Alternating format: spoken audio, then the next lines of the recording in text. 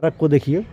ये ईश्वर चंद्र विद्यासागर जी की स्मारक है, जिनका जन्म पश्चिम बंगाल के उस टाइम गंभीर विरोध के बावजूद भी उन्होंने याचिका दायर की थी।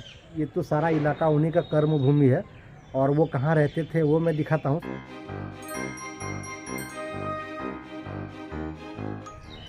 तो फाइनली गाइस, हम लोग अभी पहुंच चुके हैं ईश्वर चंद्र विद्यासागर की कर्म भूमि। ये तो सारा इलाका उन्हीं का कर्म भूमि है और वो कहाँ रहते थे वो मैं दिखाता हूँ। सबसे पहले आप इस स्मारक को देखिए। ये ईश्वर चंद्र विद्यासागर जी की स्मारक है, जिनका जन्म पश्चिम बंगाल के उस टाइम वीरसिंघा नाम से वो हुगली के तट पर मशहूर थे और इनका जन्म 26 सितंबर 1820 दिन सोमवार का दिन हुआ था, जो अभी फ़िलहाल मेदिनीपुर के नाम से प्रसिद्ध है वेस्ट बंगाल में। और जो इनका बचपन का नाम था ईश्वर चंद्र बंदोपाध्याय, इनका बचपन का नाम था। ये काफ़ी विद्वान थे और एक्चुअली इनका गरीबी बहुत, मतलब इसका जो बचपन है वो बहुत ही गरीबी में गुजरी है, ऐसा हम लोग ने बहुत पहले ही पढ़ा था।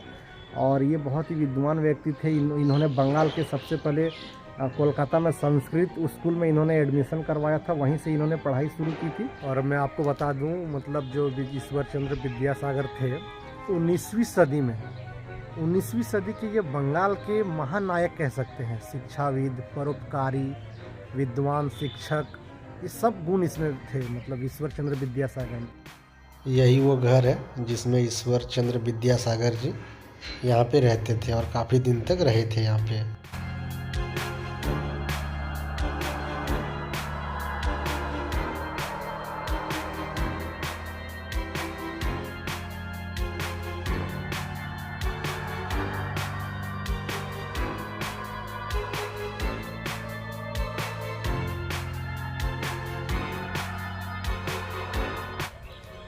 दोस्तों, ये जो मेरे पीछे आप गेट देख रहे हैं, ये इस भवन का मुख्य द्वार था। और जो मैंने पहले आपको ये भवन दिखाया, इसी भवन पे ईश्वर चंद्र विद्यासागर जो थे, वो विद्वान व्यक्ति, वो इसी भवन पे रहा करते थे। आप इस भवन को देख लीजिए।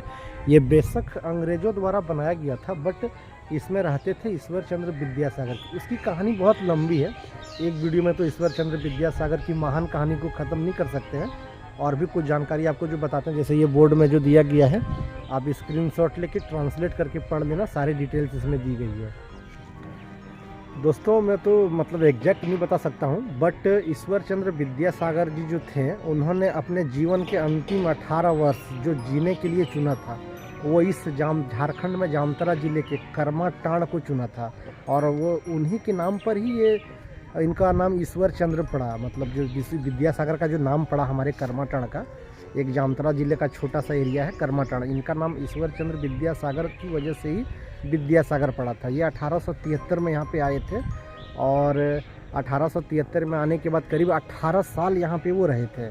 और बताते चलूँ मैं, मतलब आपको जैसे बता दूँ, ये जो करमाटांड़ का नाम पड़ा था ईश्वर चंद्र विद्यासागर की मृत्यु के बाद, उनके सम्मान में जो करमाटांड़ का नाम उसको बदल करके विद्यासागर के नाम पर रखा गया और ये नाम आज पूरी वर्ल्ड, पूरी इंडिया में फेमस है। और दोस्तों बता दूं, ये जो आप पूरा गार्डन देख रहे हैं, ये पहले इस तरह पूरा नहीं था, मतलब ये पूरा घास फूस जंगल झाड़ में तब्दील था पहले। ये मतलब ये 2017 में इसका सरकार की ओर से अच्छी तरह से निर्माण किया गया। ये भी सरकार के अंडर में ही है और इसको पूरी अच्छी तरह से गार्डन वगैरह बनाया गया है, बट मेरे ख्याल से देख रेख ना होने की वजह से इसका स्थिति उतनी बेहतर अभी मतलब लग नहीं रही है। वो आप भी देख ही सकते हैं, फिर भी ठीक है। दोस्तों, आप ईश्वर चंद्र विद्यासागर की जो महानता है, उनकी जो विद्वानता है का अंदाज़ा इसी प्रकार लगा सकते हैं कि वो शिक्षक, लेखक के साथ साथ समाज सेवी भी थे। और उनका एक पुत्र भी था जिनका नाम था नारायण चंद्र बंदोपाध्याय, और उनकी जो पत्नी थी उनकी नाम दिनमयी देवी थी। और ईश्वर चंद्र विद्यासागर जो थे, वो मतलब विधवा पूर्ण विवाह, हिंदू विधवा पूर्ण विवाह के लिए बहुत बड़े प्रचारक थे। एक बार तो परिषद में गंभीर विरोध के बावजूद भी उन्होंने याचिका दायर की थी। अब मतलब इतना अच्छा से मुझे मालूम नहीं है।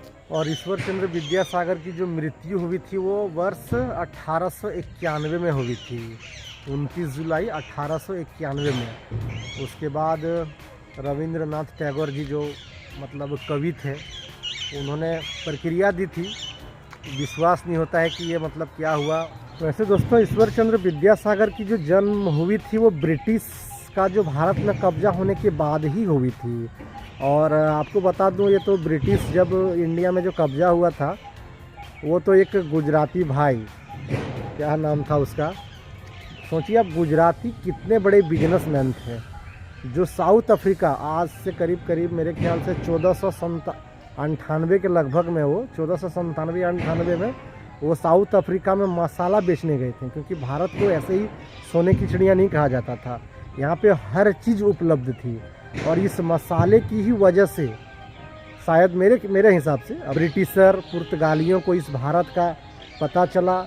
और मुझे तो लगता है कि मतलब ये गुलामी का मेन मकसद यही था, ये मसाला, क्योंकि जब वास्को डी गामा 1497 में पुर्तगाल से 4 नाव लेके निकले थे, वो साउथ अफ्रीका आ करके हिम्मत हार गए थे, क्योंकि हवा उल्टी दिशा में चल रही थी और उन्होंने सोचा कि अब मुझे यहाँ से वापस चलना चाहिए। बट गुजरात के एक आदमी, कांजी बाई या कुछ ऐसा नाम था, जो साउथ अफ्रीका मसाला बेचने गए थे, उन्होंने वास्को डी गामा को भारत की जो दिशा है उसका इशारा उन्होंने बताया था कि इस दिशा में भारत है। और वास्को डी गामा उसी के इशारे पे केरल के कालीकट में आके प्रवेश किया था। खैर ये कहानी बहुत लंबा है और जो ब्रिटिश का जो हाउस है, जो मैं अगली वीडियो में बताऊंगा, और उसमें से सारी कहानियों को आपको बताऊंगा कि अंग्रेज़ भारत कैसे आए, शुरुआत कैसे हुई, ईस्ट इंडिया कंपनी का व्यापार कैसे बढ़ा, ये सारी चीज़ें मैं आपको अगले वीडियो में बताऊंगा। तो चलिए दोस्तों, वीडियो को ज़्यादा लंबा नहीं करते हैं और वीडियो को यहीं पे समाप्त करते हैं। और अभी इसका तो मैं मतलब ये वीडियो को ज़्यादा लंबा ना करते हुए इसका सेकंड पार्ट में बनाऊंगा, जो ईश्वर चंद्र विद्यासागर के नाम पे प्रसिद्ध उनका स्टेशन है, वो मैं आपको नेक्स्ट वीडियो में दिखाऊंगा। तब तक के लिए आप खुश रहिए, मस्त रहिए। वीडियो अच्छा लगे तो लाइक और चैनल को सब्सक्राइब जरूर कीजिए। चलिए, धन्यवाद।